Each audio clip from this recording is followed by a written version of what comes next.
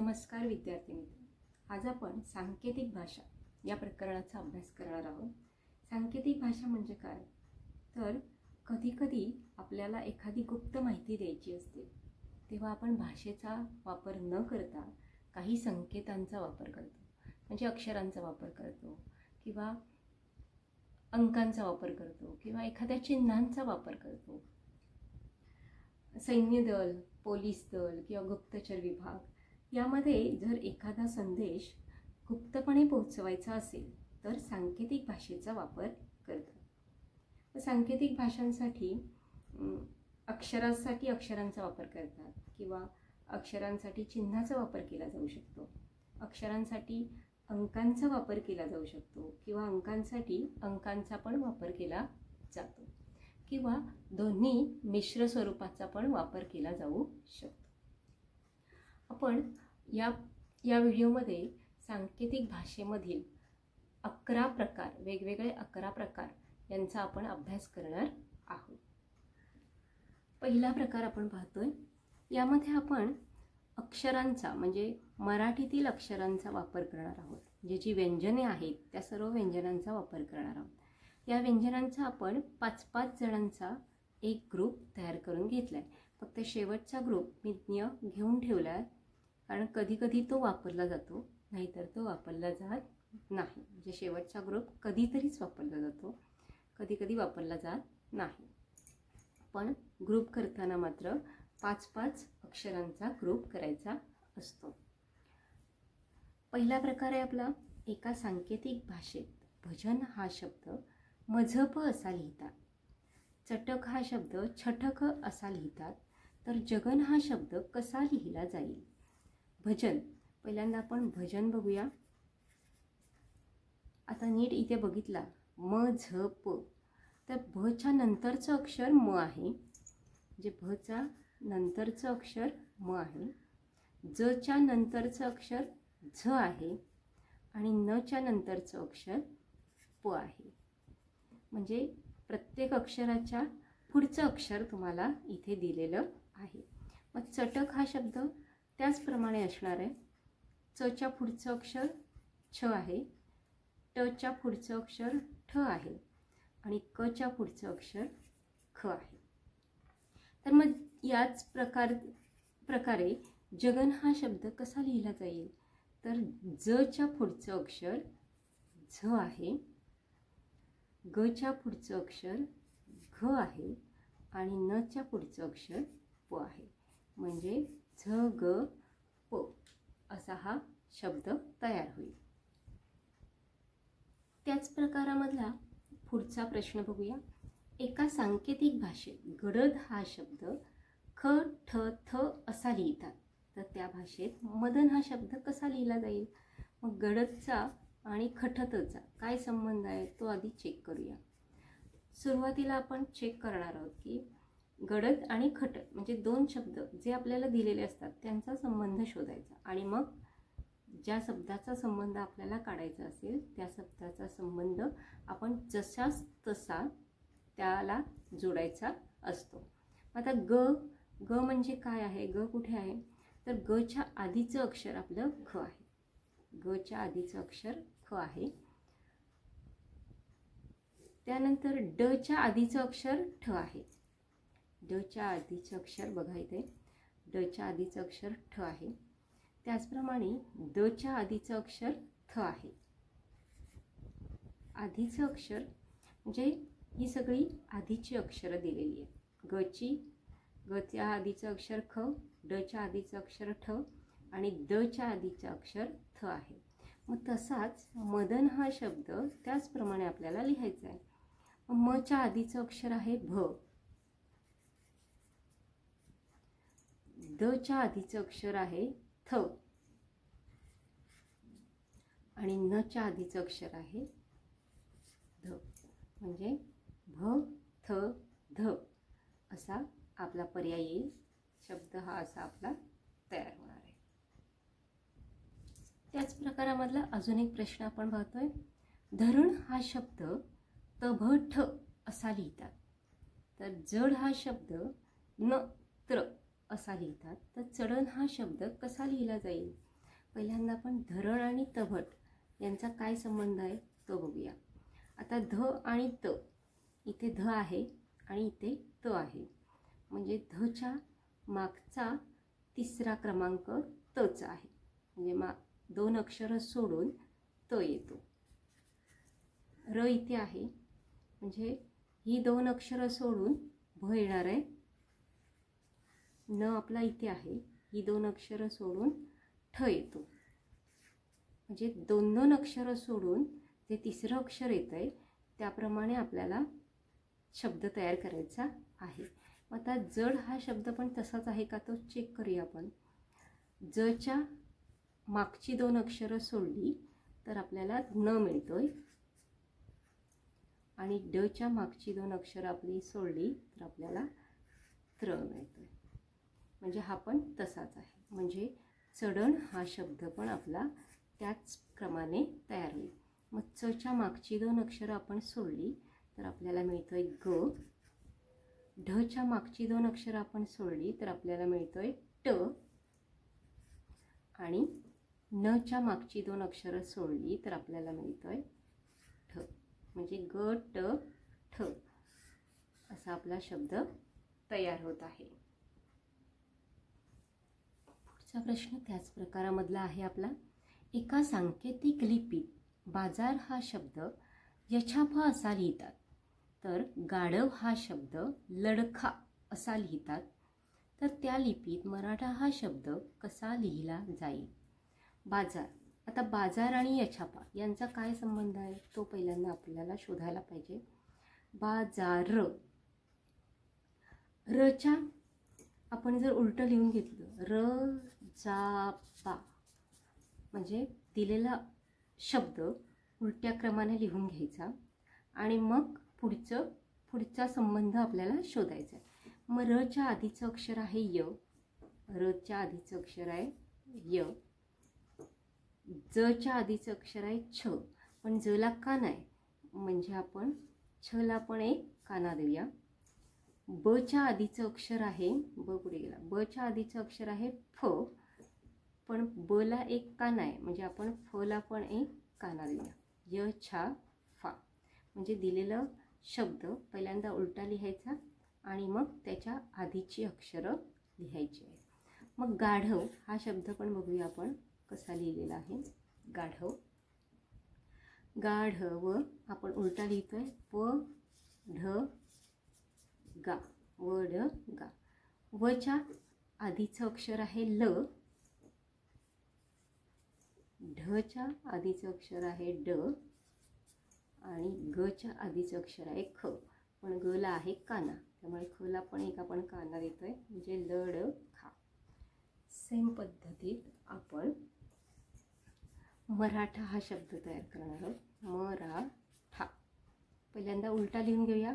ठा रा म, ठच्या आधीचं अक्षर आहे ट, पण ठाला काना आहे, म्हणजे ठला काना आहे, म्हणून टला पण आपण एक काना देऊया. रच्या आधीचं अक्षर आहे य, म्हणून यला य लिहिला, रला एक काना आहे म्हणून यला पण एक काना दिला, आणि मच्या आधीचं अक्षर आहे भ, मला काही काना नाही आहे, त्यामुळे आपला शब्द होतोय टाया भ, टाया भ. दुसरा प्रकार आहे आपला. एका सांकेतिक भाषेत मदत हा शब्द मम दम तम असा लिहितात, तर त्याच भाषेत गमन हा शब्द कसा लिहिला जाईल? मदत आपला मूळ शब्द आहे मदत, आपल्याला तो लिहायचा आहे या रूपामध्ये. मग हे रूप कसं लिहिलेलं आहे तर पहिल्यांदा आपण मूळ शब्द लिहून घेतला आहे आणि त्यामध्ये ते प्रत्येक ठिकाणी आपण जे त्यांनी मचा वापर केलेला आहे, म्हणजे मम दम तम, म्हणजे मूळ शब्द आधी लिहून घ्यायचा आणि त्या 2 अक्षरांच्या मध्ये मचा वापर केलेला आहे.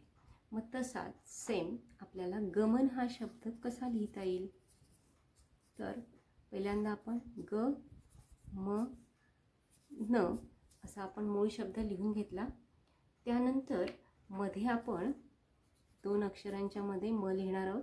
या दोन अक्षरांच्या मध्ये पण म लिहिणार आणि शेवटला पण म लिहिणार आहोत. म्हणजे आपला पर्याय असणार आहे गम मम आणि नम. गम मम नम. त्याच प्रकारातला पुढचा प्रश्न आपण पाहतोय. एका सांकेतिक भाषेत बदन हा शब्द बन दन नन असा लिहितात, तर त्या भाषेत नयन हा शब्द कसा लिहिला जाईल? पहिल्यांदा आपण बदन बघूया. बदन मूळ शब्द आहे आपला ब द न. हा मूळ शब्द आपण लिहून घेतला. त्यानंतर आपण दोन अक्षरांच्या मध्ये त्यांनी न लिहिलाय, परत दोन अक्षरांच्या मध्ये न लिहिलाय आणि शेवटला पण एक न लिहिलेला आहे. म्हणजे बन दन नन. मग त्याच भाषेत आपण नयन हा शब्द कसा लिहू? तर न य न. मूळ शब्द आपण लिहून घेऊया. न य न असा लिहिलेला आहे. आता मध्ये आपण न न आणि न लिहिला, म्हणजे नन यन नन असा आपला शब्द तयार होत आहे. त्याच प्रकारातला अजून एक प्रश्न. एका सांकेतिक लिपीत धडक हा शब्द धड डड कड असा लिहिला जातो, तर दगड हा शब्द कसा लिहिला जाईल? आधी धडक कसा लिहिलेला आहे तो आपण बघूया. धडक मूळ शब्द आहे आपला ध ड क असा आपण मूळ शब्द लिहून घेतला आणि त्यामध्ये आपण ड चा वापर करणार आहोत. ड ड आणि ड. म्हणजे दोन अक्षरांच्या मध्ये ड, तर या दोन अक्षरांच्या मध्ये ड आणि शेवटी ड. धड डड कड. मग सेम आपण दगड हा शब्द तसाच लिहूया. दगड म्हणजे द ग ड हा आपला मूळ शब्द झाला आणि त्यामध्ये आपण दोन अक्षरांच्या मध्ये ड चा वापर करणार आहोत. दड गड डड. दड गड डड असा आपला शब्द तयार होणार आहे. तिसरा प्रकार आपण पाहतोय. एका सांकेतिक लिपीत यमसदन हा शब्द नाद सामया असा लिहितात, तर सकलगण हा शब्द त्या लिपीत कसा लिहिला जाईल? पहिल्यांदा आपण यमसदन कसा लिहिलेला आहे तो बघूया. यमसदन. एक व्यवस्थित बघितलं, चेक केलं तर शेवटला न आहे, नंतर द आहे, नंतर स म य. म्हणजे उलटं वाजलं तर य म स ध न असा शब्द तयार होऊ शकतो. म्हणजे याचा अर्थ यमसदन हा शब्द सुरुवातीला उलटा लिहून घेतलेला आहे. न द स म य. त्यानंतर त्यांनी काय केलंय तर न ला एक काना दिलाय, मधलं अक्षर सोडून स ला एक काना दिलाय, परत एक अक्षर सोडलेलं आहे आणि य ला काना दिला. म्हणजे पहिल्या, तिसऱ्या आणि पाचव्या अक्षराला काना दिलेला आहे. सुरुवातीला दिलेला शब्द उलटा मांडून घ्यायचा आणि पहिल्या, तिसऱ्या आणि पाचव्या अक्षराला एक काना द्यायचा. मग सकलगण हा शब्द पण आपण त्याच पद्धतीत लिहायचा आहे. सुरुवातीला आपण उलटा लिहूया. न ग ल क आणि स. जे स क ल ग न असा आपला शब्द होतो. पहिल्या अक्षराला त्यांनी काना दिलेला आहे, मधलं अक्षर सोडलंय, त्याच्या पुढच्या अक्षराला काना, परत एक अक्षर सोडलंय आणि सुरुवातीच्या म्हणजे शेवटच्या अक्षराला म्हणजे ना ग ला क सा असा आपला शब्द तयार होणार आहे. तिसऱ्या नमुन्यामधला पुढचा प्रश्न. एका सांकेतिक लिपीत गगनगड हा शब्द डगाण गाग असा लिहितात, तर करवत हा शब्द त्या लिपीत कसा लिहिला जाईल? सुरुवातीला आपण आधी गगनगड हा शब्द कसा लिहिलेला आहे तो बघूया. ड आहे शेवटला, याचा अर्थ शब्द उलटा करून घेतलेला आहे. म्हणजे ड ग न ग ग असा आपण उलटा शब्द लिहून घेऊया. नंतर पहिलं अक्षर तसंच ठेवलेलं आहे, दुसऱ्या अक्षराला एक काना दिला आहे, तिसरं अक्षर तसंच ठेवलं आहे, चौथ्या अक्षराला काना दिलेला आहे. म्हणजे पहिलं तसंच आहे, तिसरं तसंच आहे आणि शेवटचं पण तसंच आहे, फक्त दुसरं आणि चौथं अक्षर यांना काना दिलेला आहे. मग तसंच आपण करवत हा शब्द लिहूया. करवत. पहिल्यांदा आधी पूर्ण शब्द उलटा करून घेऊया. त व र क, करवत. उलटा लिहिला. पहिलं अक्षर तसंच सोडायचं, दुसऱ्या अक्षराला काना द्यायचा आणि चौथ्या अक्षराला पण काना द्यायचा. म्हणजे याचा ऑप्शन होतोय त वा र का. त वा र का असा आपला शब्द तयार होणार आहे. पुढचा प्रश्न. एका सांकेतिक लिपीत पिवळा हा शब्द, हे थोडंसं दिसत नाही आहे, ळी व पा असा लिहितात.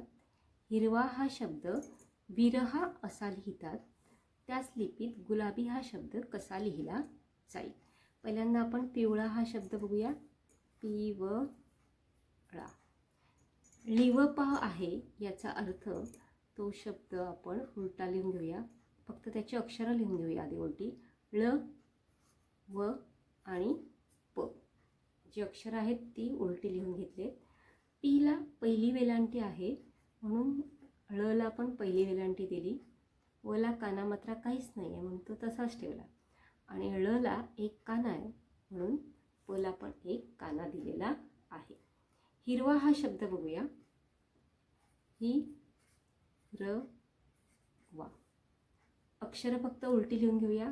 व र ह असं घेतलंय. ह ला पहिली वेलांटी आहे म्हणून व ला पण पहिली वेलांटी दिली. र ला काना मात्रा काहीच नाही आहे. व ला एक काना आहे म्हणून ह ला पण एक काना दिलेला आहे. म्हणजे वी र हा. सेम आपण गुलाबी शब्द पाहणार आहोत. गुलाबी. गुलाबीमध्ये आपण ब ल आणि ग असे तिन्ही अक्षरं लिहून घेतलेत. त्यानंतर काय करायचे, ग ला पहिला उकार आहे म्हणून ब ला पण पहिला उकार द्यायचा. ल ला एक काना आहे म्हणून ल ला पण एक काना द्यायचा. आणि ब ची दुसरी वेलांटी आहे म्हणून ग ची पण दुसरी वेलांटी लिहून घ्यायची आहे. म्हणजे आपला शब्द तयार होतो भुलागी. भुलागी. तिसऱ्या प्रकारातलाच पुढचा प्रश्न बघतोय. पदक हा शब्द कादपा असं लिहितात, तर त्या लिपीत लिहिलेल्या ना र मा या शब्दाचं मूळ रूप कोणतं? आधी पदक हा शब्द कसा लिहिलेला आहे तो आपण बघूया. पदक म्हणजे शेवटला पहिला क आहे इथे, नंतर द, नंतर प आहे. याचा अर्थ शब्द आधी उलटा लिहून घेतलेला आहे. क द आणि प. क ला एक काना दिलाय, द तसाच ठेवलेला आहे आणि प ला काना दिलेला आहे. का द पा. मग तसंच ना र मा मध्ये हा उलटा शब्द आहे. याचा अर्थ आपण पहिला म लिहून घेऊया, मग र घेऊया आणि मग न घेऊया. म्हणजे याचा एक काना गेला, याचा पण काना गेला. म्हणजे मरण हा आपला मूळ शब्द आहे. मरण हा आपला मूळ शब्द आहे. त्याच प्रकारातील पुढचा शब्द आपण प्रश्न बघूया. एका सांकेतिक लिपीत पटकन हा शब्द प ख ठ फ असा लिहितात, तर त्या लिपीत वरचढ हा शब्द कसा लिहिला जाईल? आता नीट बघूया आपण. तर पटकन हा शब्द ट क न हा शब्द लिहिताना पहिल्यांदा आधी उलटा लिहून घेऊया. न क ट प. न क ट प. न च्या पुढचं अक्षर प आहे. न च्या पुढचं अक्षर आपलं आहे प. क च्या पुढचं अक्षर आहे आपलं ख. ट च्या पुढचं अक्षर आहे आपलं ठ. आणि पच्या पुढचं अक्षर आहे आपलं फ. म्हणजे आधी सुरुवातीला आपण काय केलं, पटकन हा शब्द आपण उलट्या क्रमाने लिहून घेतला आहे. उलट्या क्रमाने म्हणजे न, क, ट, प.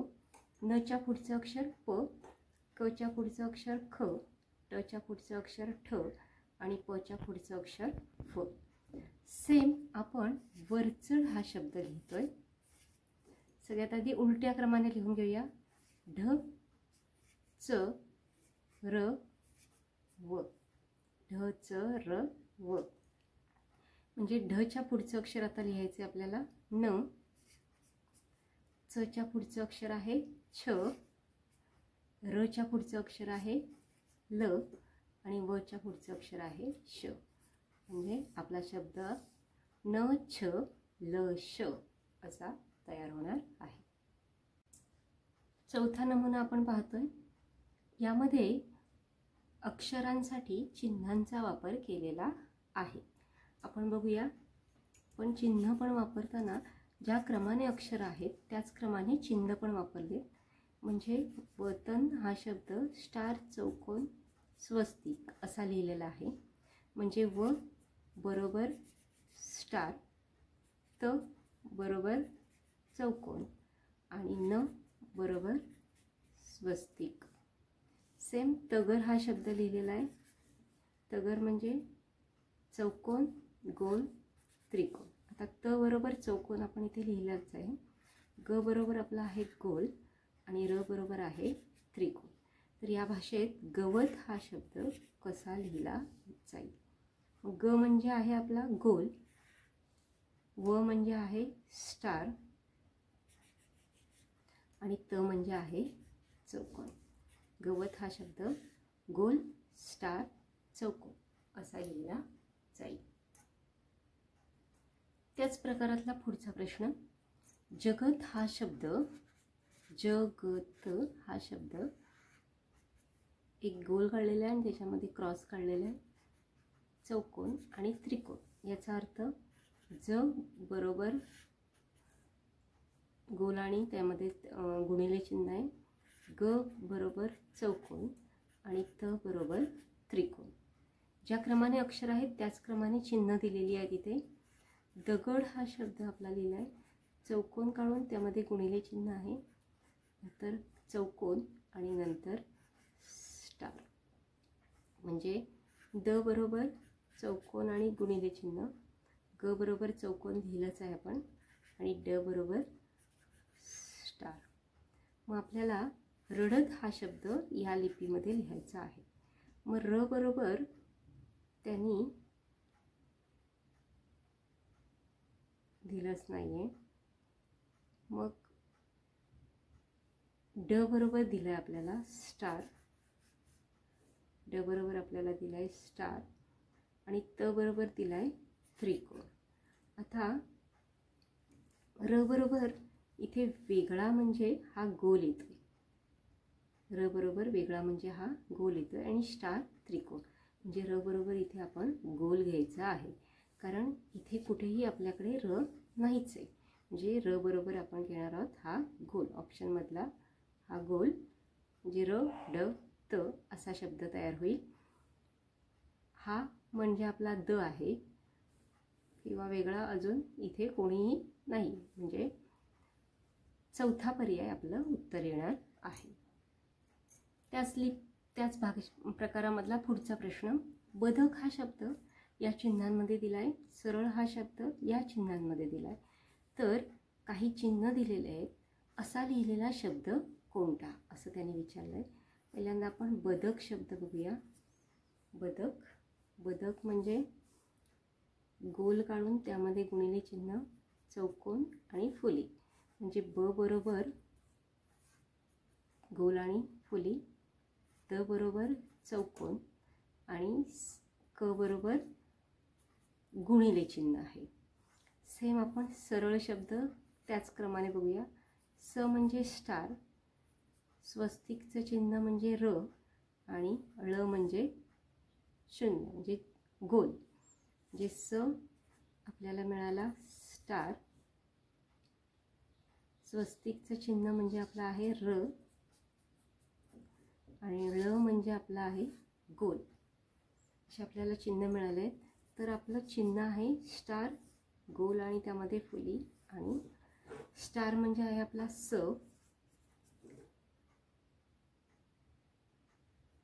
आणि गोल आणि फुली म्हणजे आहे आपला ब, आणि गोल नुसताच म्हणजे आपला आहे ळ. म्हणजे आपला शब्द तयार होतोय स ब ळ. पाचवा नमुना आपण बघतोय. एका सांकेतिक लिपीत अक्षरांऐवजी अंकांचा वापर केला जातो, पण अंकांचा क्रम शब्दांतील अक्षरांप्रमाणे असतोच असे नाही. म्हणजे मगाशी आपण चौथा नमुना बघितला होता, त्यामध्ये अंकांचा क्रम आणि शब्दांचा क्रम म्हणजे शब्दातील अक्षरांचा क्रम हा सारखाच होता, पण यामध्ये तसं नाहीये. मग आपल्याला प्रत्येक अक्षरासाठी कोणता अंक वापरलेला आहे हे शोधावं लागणार आहे.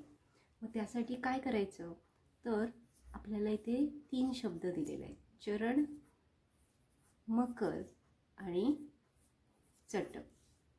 चरणचे अंक आहेत 523, मकरचे अंक आहेत 637 आणि चटकचे अंक आहेत 624. आता यामध्ये 2-2 शब्द घ्यायचे.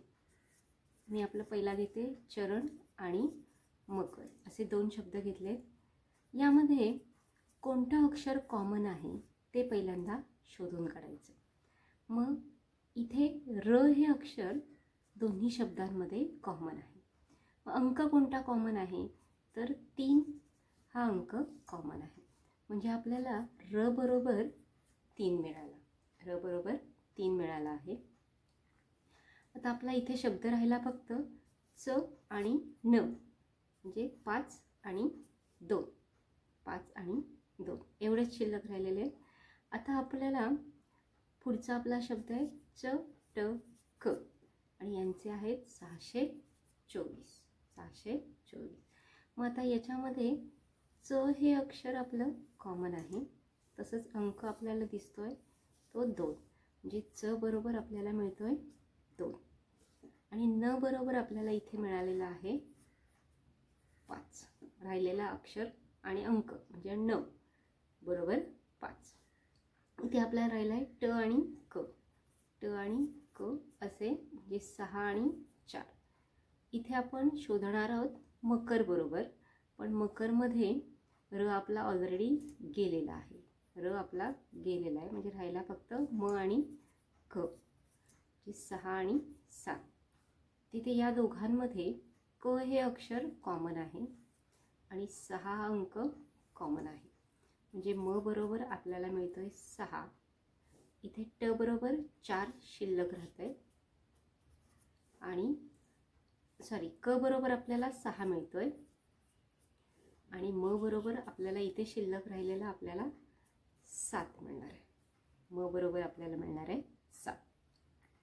क कॉमन आहे त्यामुळे चुकून लिहिताना मी लिहिला तो क बरोबर 6, ट बरोबर 4 मिळाला आणि म बरोबर 7. आता ही जी अक्षरं क्रमाने मिळालेली आहेत त्यांचा वापर आपण प्रश्न सोडवण्यासाठी करणार आहोत.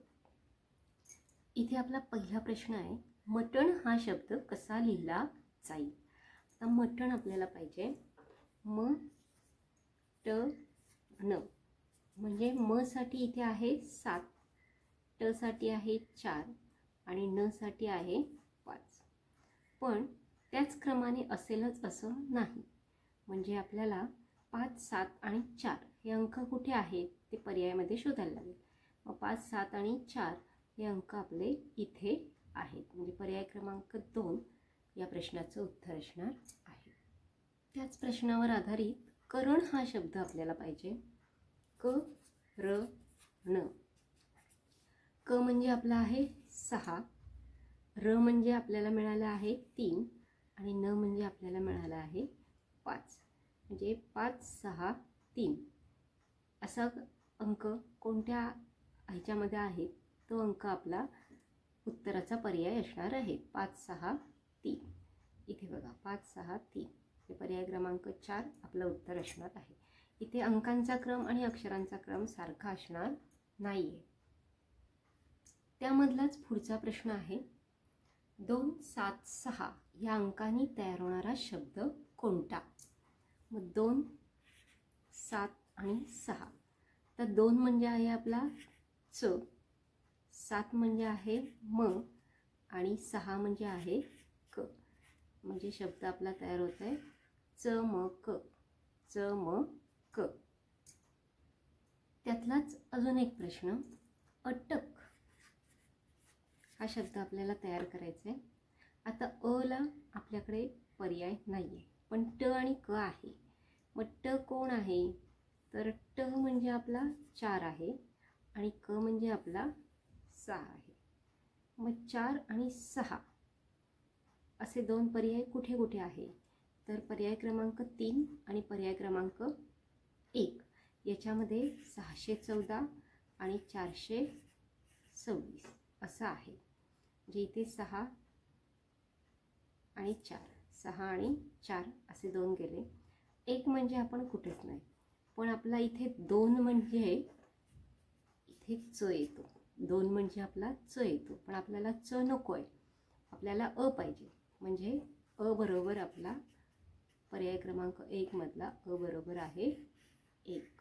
अ बरोबर आहे 1. 2 आपल्याला च म्हणजे 2 इथे मिळालेला आहे, त्यामुळे च म्हणजे 2, त्यामुळे हा पर्याय येणार नाही. म्हणजे पर्याय क्रमांक पहिला आपला उत्तर असणार आहे. 6वा नमुना आपण बघतोय. यामध्ये इंग्रजी अक्षरांऐवजी अंकांचा वापर केला आहे. मग अशी आपण बघितलं होतं की मराठी अक्षरांऐवजी आपण अंकांचा वापर केला होता. आता इंग्रजी अक्षरांऐवजी अंकांचा वापर. मग अशी जसं तुम्हाला सांगितलं होतं की अक्षरांचा आणि अंकांचा क्रम सारखा असेलच असं नाही. इथे पण इंग्रजी अक्षरांचा आणि अंकांचा क्रम सारखा असेलच असं नाही. मग इथे काय करायचं? आपल्याला एक शब्द दिलेला आहे PEN, पेन, आणि त्याचे अंक आहेत 532. TAP, टॅप, आणि 374. NUT 872. असे आपल्याला 3 शब्द दिलेले आहेत. आपण आता प्रत्येक अक्षराला, हे प्रत्येक इंग्रजी अक्षराला कोणता अंक आहे ते शोधायला पाहिजे. मग इथे PEN आणि टॅप असे 2 शब्द आपण घेतोय. TAP, tap. त्याच्यामध्ये P हे अक्षर आपलं कॉमन आहे. म्हणजे 532 आणि 374 मध्ये 3 हा अंक आपला कॉमन आहे. म्हणजे P बरोबर आपल्याला मिळाला 3. P बरोबर आपल्याला मिळाला 3.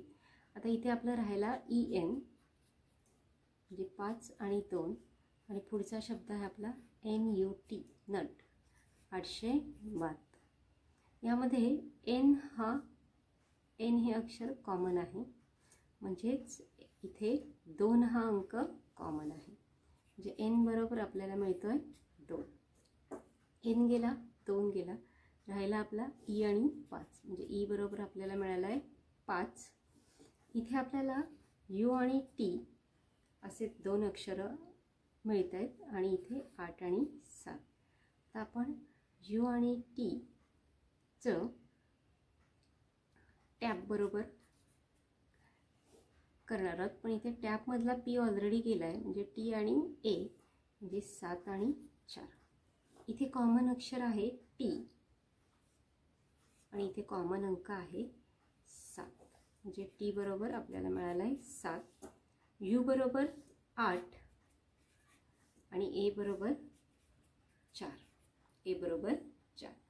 2-2 क्रमाने 2-2 अक्षरं किंवा 2-2 शब्द घेऊन आपण त्या सगळ्या अक्षरांचा क्रम शोधून काढणार आहोत. इथे आपला पहिला प्रश्न आहे TEN. 10 म्हणजे किती? TEN 10 म्हणजे किती? बघूयात आपण. TEN 10. आता T म्हणजे आपल्याला दिलेला आहे 7, E म्हणजे 5 आणि N म्हणजे 2. म्हणजे 7, 5 आणि 2 हे ज्या पर्यायामध्ये असतील तो पर्याय आपला उत्तराचा पर्याय असणार आहे. म्हणजे 5, 7, 2 म्हणजे पर्याय क्रमांक 3 आपलं उत्तर असणार आहे. त्यातीलच पुढचा प्रश्न आपल्याला पाहिजे ईट या शब्दासाठी कोणते अंक येतील. म्हणजे ई बरोबर आपला आहे 5, ए बरोबर आहे 4 आणि टी बरोबर आहे 7. म्हणजे 5, 4 आणि 7 हे अंक आले पाहिजे.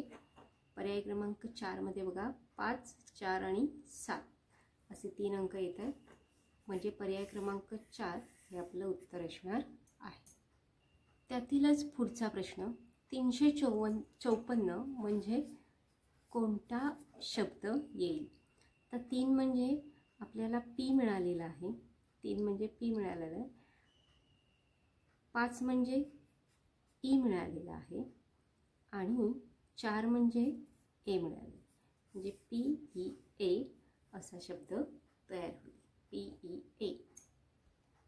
त्यातलाच अजून एक प्रश्न फॅन हा शब्द कसा तयार होईल.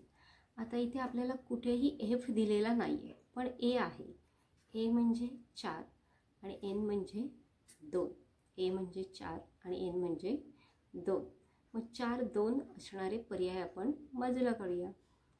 इथे कुठेही 4 आणि 2 एकत्रित नाही आहे. फक्त चौथ्या पर्यायामध्ये 4, 6 आणि 2 म्हणजे 4, 2 आहे. याचा अर्थ एफ बरोबर आपला 6 असणार आहे. म्हणजेच पर्याय क्रमांक 4 आपलं उत्तर असणार आहे. त्यातीलच पुढचा प्रश्न आहे 647 म्हणजे कोणता शब्द. आता इथे आपण बघितला की एफ बरोबर आपल्याला मिळालं आहे 6. एफ बरोबर आपल्याला मिळालं आहे 6. म्हणजे इथे एफ येईल ए बरोबर 4. ए बरोबर 4 आहे आणि 7 म्हणजे आहे टी. 7 म्हणजे आहे टी.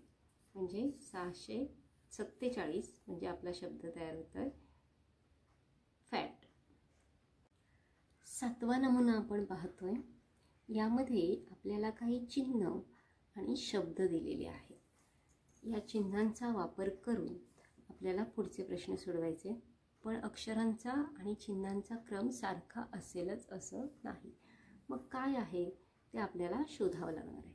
इथे आपल्याला नजर म्हणजे स्वस्तिक, स्टार आणि त्रिकोण असं दिलं आहे. जगत म्हणजे चौकोन, त्रिकोण आणि गोल असं दिलेलं आहे. दोघांमध्ये शोधूया. ज आणि ज कॉमन आहे. म्हणजे याच्यामध्ये कॉमन असणारं त्रिकोण आणि त्रिकोण. म्हणजे ज बरोबर त्रिकोण आहे. ज बरोबर त्रिकोण आहे. मग राहिलं आपलं शिल्लक न आणि र, स्वस्तिक आणि स्टार. इथे राहिलं आहे ग आणि त म्हणजे चौकोन आणि गोल. पुढचा आपला शब्द आहे रगड म्हणजे गोल, फुली आणि स्वस्तिक. तर यामध्ये आणि यामध्ये आपण शोधलं तर इथे र हा अक्षर कॉमन आहे. म्हणजे र आणि र इथे कॉमन असणारं आहे स्वस्तिक. कॉमन असणार आहे स्वस्तिक. म्हणजे र बरोबर आपल्याला मिळतोय स्वस्तिक. र बरोबर आपल्याला मिळाला आहे स्वस्तिक. आणि न बरोबर शिल्लक आहे स्टार. न बरोबर शिल्लक आहे स्टार. आता इथे या दोन ह्याच्यामध्ये ग त आणि ग ड यामध्ये ग हे अक्षर आपलं कॉमन असणार आहे. ग आणि इथे कॉमन चिन्ह आहे गोल. म्हणजे ग बरोबर आपल्याला मिळालं आहे गोल. इथे त म्हणजे शिल्लक आहे चौकोन आणि इथे ड म्हणजे शिल्लक आहे फुली म्हणजे गुणिले चिन्ह. अशी सगळी चिन्ह आपल्याला मिळालेली आहेत. आता आपण यावरचे प्रश्न सोडवूया. आपण बघतोय नगर हा शब्द नगर कसा लिहिला जाईल. न ग र. तर न म्हणजे आहे स्टार, ग म्हणजे आहे गोल आणि र म्हणजे आहे स्वस्तिक. स्टार, गोल आणि स्वस्तिक असं कुठे आहे. स्टार, गोल आणि स्वस्तिक. तर पर्याय क्रमांक 4 यामध्ये आहे. म्हणजे हे आपलं उत्तर येणार आहे. त्यातलाच पुढचा प्रश्न आहे रडत. रडत यासाठी आपल्याला चिन्ह शोधायचे. र साठी आहे स्वस्तिक, ड साठी आहे फुली आणि त साठी आहे चौकोन. म्हणजे स्वस्तिक, फुली आणि चौकोन कुठे आहेत? तर स्वस्तिक, फुली आणि चौकोन पर्याय क्रमांक 2 मध्ये आहे. पुढचा प्रश्न चिन्ह दिलेली आहेत आणि त्याप्रमाणे आपल्याला शब्द शोधायचा आहे. तर चिन्ह आपलं आहे गोल, स्वस्तिक आणि त्रिकोण. म्हणजे गोल म्हणजे आहे ग, स्वस्तिक म्हणजे आहे र आणि त्रिकोण म्हणजे आहे ज. इथे ग आल्याबरोबरच आपल्याला कळलं पाहिजे की पर्याय क्रमांक 3 आपलं उत्तर असणार आहे. पण तरीही आपण पूर्ण उत्तर चेक करूया, कारण सगळीकडे ग आहे, ग इथे पण ग आहे, त्यामुळे अक्षरांचा क्रम सुद्धा बदलू शकतो. त्यामुळे आपला शब्द होतोय गरज. त्यावर आधारितच पुढचा प्रश्न आहे चांदी या शब्दाच्या समानार्थी शब्दासाठी खालीलपैकी कोणता चिन्हगट वापरला जाईल? मग आता चांदीला समानार्थी शब्द येतो रजत. रजत म्हणजे र म्हणजे आहे आपला स्वस्तिक, ज म्हणजे आहे त्रिकोण आणि त म्हणजे आहे चौकोन. म्हणजे त्रिकोण, स्वस्तिक आणि चौकोन हे आहेत आपल्या पहिल्या क्रमांकामध्ये. त्रिकोण, स्वस्तिक आणि चौकोन म्हणजे पर्याय क्रमांक 1 आपलं उत्तर असणार आहे. त्यातीलच पुढचा प्रश्न वतन हा शब्द कसा लिहिला जाईल? आता व म्हणजे आपल्याकडे नाहीये, पण त म्हणजे आहे. व त न. त म्हणजे आपल्याकडे आहे चौकोन, न म्हणजे आहे स्टार. तर चौकोन आणि स्टार असा पर्याय असणारा शब्द शोधूया. तर चौकोन आणि स्टार असा आपल्याला एकच पर्याय दिसतोय, चौकोन आणि स्टार. म्हणजे पर्याय क्रमांक 2 हे आपलं आन्सर असणार आहे. 8वा नमुना आपण पाहतोय. एका सांकेतिक भाषेत ए ला सी, बी ला डी, सी ला ई असे क्रमाने म्हणत गेल्यास कोणाला पी म्हणावे? इथे इंग्रजी अक्षरं काही दिलेली आहेत, म्हणजे सर्व अक्षरं दिलेली आहेत फक्त झेड सोडून. इंग्रजी अक्षरांचा 5-5 जणांचाच ग्रुप करायचा असतो. आपण पण इथे 5 जणांचाच ग्रुप केलेला आहे. तर इथे त्यांनी म्हटलंय की एला आपण सी म्हटलंय, बीला डी म्हटलंय आणि सीला ई म्हटलंय. तर पी कोणाला म्हणावे लागेल? तर बघूया. एला सी म्हटलंय म्हणजे इथे सी डी ई असं क्रमानेच म्हटलंय त्यांनी, त्यामुळे पुढे पण आपण क्रमानेच म्हणूया. म्हणजे C D E F G H I J K L M N O P. म्हणजे एनच्या इथे पी आहे, म्हणजे एन या अक्षराला पी म्हणावं लागेल. त्याच नमुन्यामधला अजून एक प्रश्न. एका सांकेतिक भाषेत डीला एच म्हटले, एलला पी म्हटले, तर त्याच भाषेत आर हे कोणत्या अक्षराला म्हणाल? डीला एच म्हणजे डी पासून आपण सुरुवात करूया. त्याला एच म्हटलं, एच नंतर ईला आय, एफला जे, जीला आपण के म्हटलं म्हणजे H I J K L M N O P Q R S T. बघा, एलला आपण पी म्हणतोय, H I J K L M N O P म्हणजे एलला पी म्हटलंय. Q R S T U V म्हणजे आरला आपण व्ही म्हणणार आहोत. याच भाषेमध्ये आरला आपण व्ही म्हणणार आहोत. म्हणजे पर्याय क्रमांक 3 आपला आन्सर असणार आहे. पुढचा प्रकार आपण पाहतोय. इथे ABCD असे 5-5च्या ग्रुपने दिले आणि इथे मी ABCD ही उलट क्रमाने मांडून घेतली. म्हणजे एला आपण 1 क्रमांक दिला, बीला 2, सीला 3, डीला 4 आणि ईला 5, F 6, 7, 8, 9 आणि हा जे 10. पुढचा के 11, एल 12, एम 13, एन 14 आणि ओ 15, पी 16, क्यू 17, आर 18, एस 19 आणि T 20, you 21, V 22, W 23, x 24 आणि वाय 25. असे आपण क्रमाने एक एक नंबर दिले.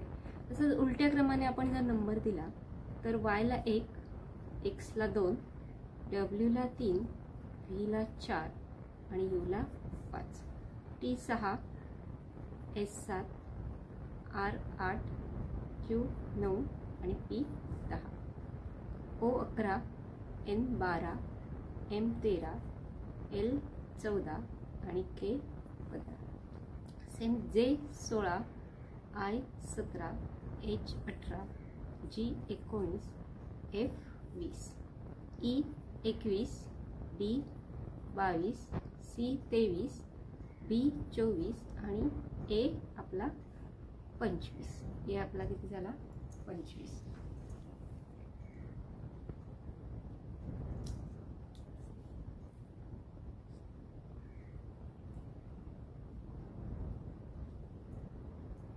आता आपण पाहणार आहोत लोड हा शब्द 12, 15, 14. लोड हा शब्द दिलाय त्यांनी LOAD 12, 15, 14. गोट हा शब्द 71, 51, 20 असा लिहिला. तर आपल्याला मेघ हा शब्द कसा लिहायचा आहे आधी आपण बघूया. नेमका कोणत्या क्रमाने मांडलेला अंक आहेत याचा अर्थ याच पद्धतीतलं ते गणित असणार आहे. त्यामुळे एकदा सरळ आणि एकदा आडवं. आता एलचा क्रमांक किती आहे ते आधी चेक करूया. तर एलचा क्रमांक 12 आहे. म्हणजे या क्रमाने, कारण इथे एलचा क्रमांक 14 आहे, म्हणजे सरळ क्रमाने आपल्याला गणित सोडवायचं आहे. म्हणजे एल बरोबर 12, ओचा क्रमांक आहे आपला 15, ओ बरोबर 15, एचा क्रमांक आहे 1, ए बरोबर 1 आणि डीचा क्रमांक आहे 4. म्हणजे यांचे जे हे क्रमांक आहेत त्यानुसारच यांचा क्रम दिलेला आहे. आता जी आहे आपला 7, जी आहे 7, ओ 15, ए 1 आणि टीचा क्रमांक आहे 20. मग त्याचप्रमाणे मेक हा शब्द कसा केला जाईल तर एमचा क्रमांक आहे 13, एचा क्रमांक आहे 1, केचा क्रमांक आहे 11 आणि ईचा क्रमांक आहे 5. म्हणजे 13, 111, 5 म्हणजे 13, 11, 15 असा आपल्याला मेघ हा शब्द लिहिता येईल. पुढचा नमुना आपण पाहतोय. एका सांकेतिक भाषेत मी आंबा खातो हे वाक्य BAN असे लिहितात. मी भाजी करतो हे वाक्य CNO असे लिहितात. आणि दादा भाजी खातो हे वाक्य OBM असे लिहितात. तर पुढचे प्रश्न सोडवायचे. पण प्रत्येक शब्दाला कोणतं अक्षर आलं आहे ते आधी शोधून घेऊया. मी आंबा खातो हे पहिलं वाक्य आहे आपलं. मी आंबा खातो आणि त्याच्यासाठी BAN अक्षरांचा आणि शब्दांचा क्रम सारखा असेलच असं नाही. मी भाजी करतो, मी भाजी करतो ह्याच्यामध्ये आलंय CNO. आता याच्यामध्ये मी हा शब्द कॉमन आलेला आहे आणि इथे अक्षर आलंय कॉमन N. म्हणजे मी साठी आपण N हे अक्षर वापरणार आहोत. मी साठी N. पुढचा आहे दादा भाजी खातो, त्यासाठी आलंय आपलं OBM. आता भाजी भाजी इथे आहे, मग भाजी आणि इथे भाजी यामध्ये कॉमन अक्षर कोणतं आहे तर O हे अक्षर कॉमन आहे. म्हणजे भाजीसाठी O हे अक्षर आलेलं आहे. भाजीसाठी O हे अक्षर आलेलं आहे. त्यानंतर म्हणजे भाजी, मग करतो म्हणजे सी, करतो म्हणजे उरला इथे सी, भाजी गेला. आता आंबा खातो, दादा खातो, यामध्ये BA BM म्हणजे खातोसाठी बी अक्षर आलेलं आहे, कारण खातो हे दोघांमध्ये पण कॉमन आहे. खातोसाठी बी हे अक्षर. मग दादासाठी इथे राहिलं एकच एम अक्षर आणि आंबासाठी अक्षर ए. आता याच्यावरून आपण पुढची उदाहरणे सोडवूया. या नमुन्यावरचा पहिला प्रश्न, करतो या शब्दासाठी कोणते सांकेतिक अक्षर आले आहे? तर करतोसाठी आपलं सी हे अक्षर आलेलं आहे. पर्याय क्रमांक 3. पुढचा प्रश्न आहे, मी या शब्दासाठी कोणते सांकेतिक अक्षर आले आहे? तर मी साठी एन हे सांकेतिक अक्षर आलेलं आहे. मी साठी एन. पुढचा नमुना प्रकार आपण पाहतोय. एका सांकेतिक भाषेत अधिक, वजा, गुणिले, भागिले या गणिती क्रिया सूचित करण्यासाठी अनुक्रमे चौकोन, स्वस्तिक, स्टार, त्रिकोण या खुणा आहेत. तर आपल्याला एक गणित दिलेलं आहे, ते आपल्याला सोडून देऊया. इथे आता आपण अधिकसाठी चौकोन हे चिन्ह आहे, वजासाठी स्वस्तिक हे चिन्ह आहे, गुणिलेसाठी स्टार हे चिन्ह आहे आणि भागिलेसाठी त्रिकोण हे चिन्ह आहे. त्रिकोण हे चिन्ह आहे. मग आपलं पहिलं गणित आहे 24 त्रिकोण 6 चौकोन 2 कंस. इथे प्रश्नचिन्ह आहे, इथे कोणतं चिन्ह येईल? 6 बरोबर 0, जेणेकरून त्याचं उत्तर 0 येणार आहे. तर बघूया आपण. 24 आहेत, त्रिकोण म्हणजे आपलं भागिले आहे, त्या रूपात आधी मांडून घेऊया आपण. 24 भागिले 6. चौकोन म्हणजे अधिक आहे, अधिक 2 प्रश्नचिन्ह 6 बरोबर 0. आता कंस दिलेला आहे. आपल्याला नियम माहिती आहे, बॉडमास असं आपण बघितलं. बॉडमास त्याच्यामध्ये ब्रॅकेट पहिल्यांदा सोडवायचं, नंतर डिव्हिजन म्हणजे भागाकार करायचा, मग मल्टिप्लिकेशन म्हणजे गुणाकार करायचा, मग ॲडिशन म्हणजे बेरीज आणि नंतर सबट्रॅक्शन म्हणजे वजाबाकी करायची. या नियमानेच पदावली सोडवायची असते. पहिल्यांदा कंस दिलेला आहे, पण कंसामध्ये पण आपला भागाकार पहिला असणार आहे. पहिल्यांदा बेरीज करायची नाही. जर तुम्ही बेरीज केलात तर तुमचं उत्तर नक्कीच चुकणार आहे. त्यामुळे पहिल्यांदा भागाकार करायचा, मग बेरीज करायची. मग 6 ने 24ला भागलं की आपलं उत्तर येणार आहे 4. 6 चोक 24, मग बेरीज करायची. प्रश्नचिन्ह 6 बरोबर 0. 4 अधिक 6 2 6 होतात. इथे काय कोणतं चिन्ह ठेवलं की याचं उत्तर 0 येणार आहे? इथे पण 6 आहेत, इथे पण 6 आहेत, तर वजाचं चिन्ह ठेवलं म्हणजे 6 वजा 6 जर आपण केले तर त्याचं उत्तर आपल्याला 0 मिळणार आहे. म्हणजेच इथलं चिन्ह आपलं स्वस्तिक असणार आहे, कारण स्वस्तिक म्हणजेच वजा. स्वस्तिक म्हणजेच वजा. इथलं चिन्ह आपलं स्वस्तिक असणार आहे. त्यातीलच अजून एक एक्झाम्पल आपण पाहतोय. इथे चौकोन ब्रॅकेट आहे म्हणजे स्क्वेअर ब्रॅकेट आहे, नंतर साधं ब्रॅकेट 9 स्टार 3 चौकोन 5 कंस पूर्ण, त्रिकोण 8 कंस पूर्ण, स्वस्तिक 2 बरोबर किती असं आपल्याला विचारलं आहे. तर आधी आपण त्या क्रियेमध्ये मांडून घेऊया. स्टार म्हणजे आहे आपलं गुणिले, चौकोन म्हणजे आहे अधिक, त्रिकोण म्हणजे आहे भागिले आणि स्वस्तिक म्हणजे आहे वजा. 2 बरोबर किती? पहिल्यांदा आपण नियमानुसार गुणाकार करून घेऊया.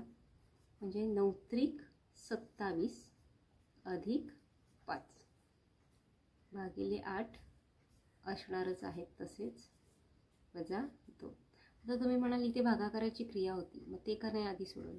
तर पहिल्यांदा आधी साधं ब्रॅकेट सोडवायचं असतं, म्हणजे साधा कंस जो असतो तो सोडवायचा, मग त्यापुढचे कंस सोडवायचे असतात. 27 अधिक 5 32 होतात, म्हणजे 32 भागिले 8 वजा 2. 32 भागिले 8 म्हणजे 8ने जर 32ला भागलं तर उत्तर येतं आपलं 4. 8 चौक 32, 4 वजा 2, 4 वजा 2 2. आपलं उत्तर असणार आहे 2. याच प्रकारचं अजून एक गणित आपण पाहतोय.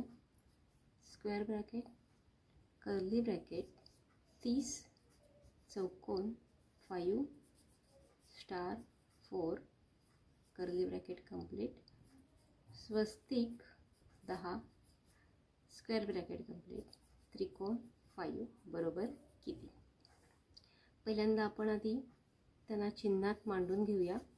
30 चौकोन म्हणजे आपला अधिक आहे 5, स्टार म्हणजे गुणिले आहे, स्वस्तिक म्हणजे आपलं वजाबाकी आहे, आणि त्रिकोण म्हणजे आपला आहे भागाकार बरोबर किती? आता इथे नीट बघितलात तर तुम्हाला पहिल्यांदा गुणाकार करावा लागेल, कारण या कंसामध्ये पहिल्यांदा हा कंस सोडून मग हा बाहेरचा कंस सोडवायचा. पण याच्यामध्ये गुणाकार आणि बेरीज करून मग गुणाकार केला तर तुमचं उत्तर चुकणार आहे. म्हणून पहिल्यांदा आपण गुणाकार करणार आहोत. म्हणजेच 30 अधिक 5 चौक 20 5 चौक 20 वजा 10 आहे तसेच भागिले 5 बरोबर किती? 30 अधिक 20 50 वजा 10 भागिले 5 बरोबर किती? 50 वजा 10 40 येतात, 40 भागिले 5. आता इथे शेवटला भागाकाराची क्रिया आहे, कारण कंस आधी आहेत.